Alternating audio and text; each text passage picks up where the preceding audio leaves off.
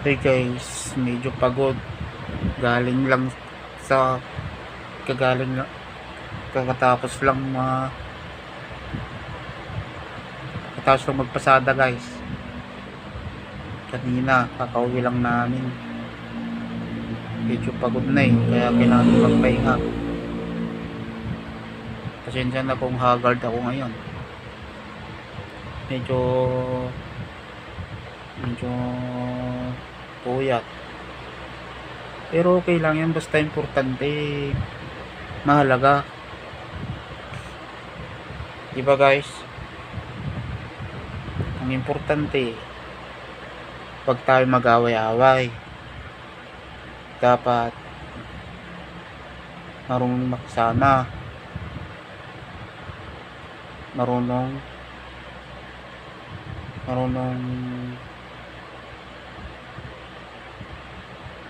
umiti. Tapos yung nakikita mong malungkot na kasama mo, sayahin mo. Huwag masyadong malungkot kasi pag lagi kang nakasimangot, magmumukha kang unggoy, di ba? Guys, lalo kang pumapangit. Dapat lagi lang happy. Kasi pag laging happy, iwas stress, iwas sa problema, nakakalimutan mong lahat. Pag happy ka, di ba?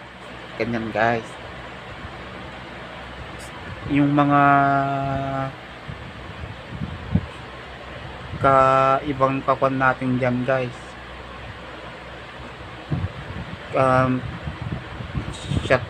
pinapa-shoutout ko pala ang aking mga best friend.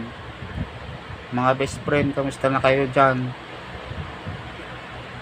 Yung mga iba may pamilyado na kayo, alam ko yun. Mga iba busy sa trabaho. Yung iba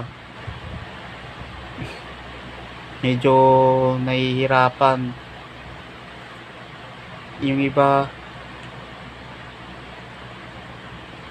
hindi na naalala yung mga kaibigan niya, nawawala sa sarili siguro. Yung mga iba naman, mga lasinggero na barkada. Kamusta kayo dyan guys? Kamusta kayo dyan? Anong ginagawa nyo ngayon? Anong kalagayan